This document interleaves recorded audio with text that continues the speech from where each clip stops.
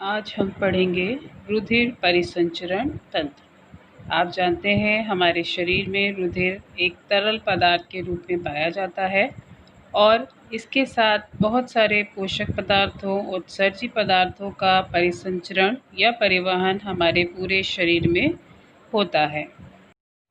सबसे पहले यह क्रिया किस प्रकार से होती है, इन सब के बारे में आज हम जानकारी प्राप्त करेंगे। सबसे पहला मुख्य भाग है हृदय, दूसरा रुधिर और तीसरा है रुधिर वाहिनियाँ। ये वो नलिकाएं होती हैं जिनमें रुधिर बहता है। ये दो प्रकार की होती हैं, धमनी और शिरा। इनके बारे में हम अगले भाग में पढ़ेंगे। आज के इस वीडियो में हम पहले केवल हृदय के बारे में जानकारी प्राप्त करेंगे। हृदय की बाह्य संरचना, उसकी आंतरिक संरचना और हृदय के प्रमुख कार्य क्या हैं, इनके बारे में हम आज पढ़ेंगे। सर्वप्रथम देखते हैं कि हृदय कहाँ पर होता है। मनुष्य में हृदय वक्ष गुहा में फेफड़ों के मध्य में अधर तल पर थोड़ा बाईं ओर स्थित होता है। हृदय की संरचना यदि हम देखें तो ये गुलाबी रंग का शंक्वाकार या बंद मुट्ठी के आकार का होता है, जो संकुचनशील पेशियों से बना होता है। ये पेशियाँ निरंतर क्रियाशील रहती हैं, कभी थकती नहीं हैं। एक स्वस्थ व्यक्ति का हृदय लगभग 13 सेंटीमीटर लंबा और 9 सेंटीमीटर चौड़ा होता है। इसका भार लगभग 300 ग्राम होता है। हृदय चारों ओर से एक दोहरी झिल्ली से घिरा रहता है, जिसे हृदय आवरण कहते हैं। इन दोनों झिल्लियों के बीच में एक तरल पदार्थ भरा रहता है, जिसे पेरिकार्डियल कहते हैं। यह द्रव हृदय को बाहरी आघातों से बचाता है, उसकी रक्षा करता है। साथ ही हृदय को अन्य अंगों की रगड़ से भी बचाता है और हृदय को नम बनाए रखता है। इसके साथ ही एक स्वस्थ मनुष्य का हृदय औसतन 1 मिनट में लगभग 72 बार धड़कता है। पूरे जीवन काल में लगभग 66 वर्ष की उम्र में ये 2.5 मिलियन बार धड़कता है। मनुष्य का हृदय 1 मिनट में 70 लीटर रुधिर पंप करता है और एक दिन में 7600 से 2000 पंप करता है और पूरे जीवन काल में लगभग 200 मिलियन लीटर रक्त पंप करता है। आइए देखते हैं हृदय की बाह्य संरचना किस प्रकार की होती है। बाहर से देखने पर हृदय में 4 भाग दिखाई देते हैं। ऊपर की ओर 2 भाग अलिंद और नीचे के 2 भाग निलय कहलाते हैं, जिसमें बायां और दायां दोनों भागों को हम दायां अलिंद, बायां अलिंद तथा नीचे के भागों को दायां निलय और बायां निलय कहते हैं। अलिंद और निलय के बीच एक खांच होती है, जिससे ये 2 भागों में विभाजित हो जाते हैं।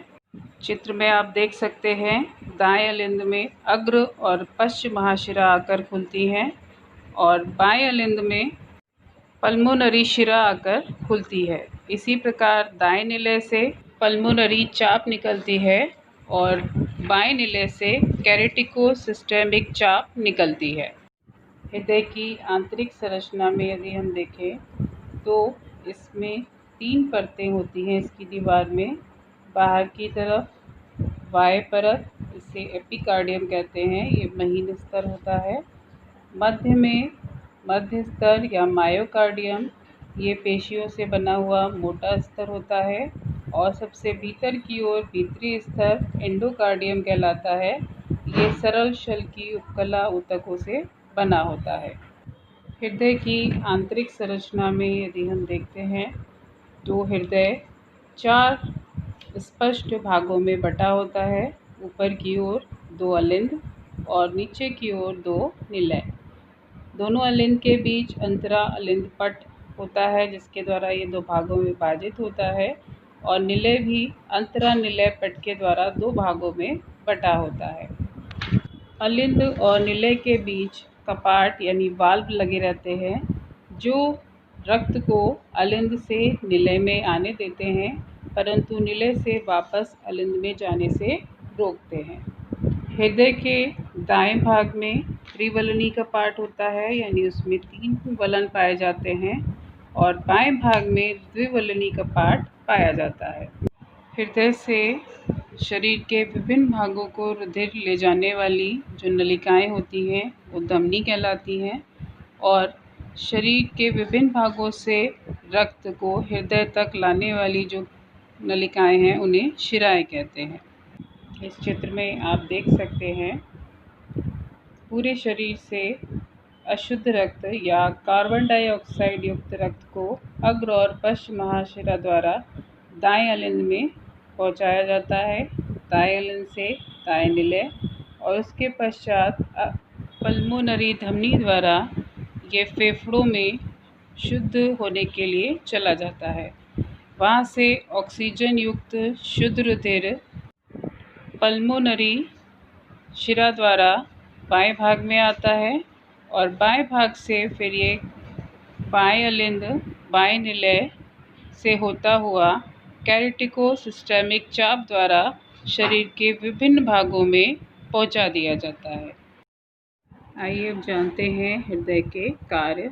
हृदय हमारे शरीर का सबसे प्रमुख और विशेष अंग है जो जीवन के लिए अति आवश्यक है। हृदय का मुख्य कार्य रुधिर को पंप करना है। हमारे शरीर में रुधिर का प्रवाह निरंतर एक गति से होता रहता है। यह हृदय के पंप के द्वारा ही होता है। रुधिर को हृदय पंप करता है, जिसके दबाव के कारण रुधिर आगे की ओर बढ़ता है। इसके साथ साथ हृदय अशुद्ध रुधिर को इकट्ठा करके फेफड़ों में शुद्ध होने के लिए भेजता है। फेफड़े यहाँ पर रक्त से अशुद्ध यानी कार्बन डाइऑक्साइड को निकालकर उसमें ऑक्सीजन मिला देते हैं। रुधिर शुद्ध होने के पश्चात उस शुद्ध रुधिर को पुनः हृदय पंप करके शरीर के विभिन्न भागों तक भेजता है। सबसे महत्वपूर्ण कार्य रुधिर का अथवा हृदय का है। हृदय हमारे जन्म से लेकर मृत्यु तक निरंतर कार्य करता रहता है। जब हृदय कार्य करना बंद कर देता है तो व्यक्ति जीवित नहीं रह सकता, अर्थात उसकी मृत्यु हो जाती है। यानी सजीवों के जीवन के लिए हृदय सबसे महत्वपूर्ण अंग है जो पूरे जीवन भर निरंतर कार्य करता रहता है। आगे इसके बारे में हम और पढ़ेंगे। इस वीडियो में हम इतना ही पढ़ेंगे और समझेंगे।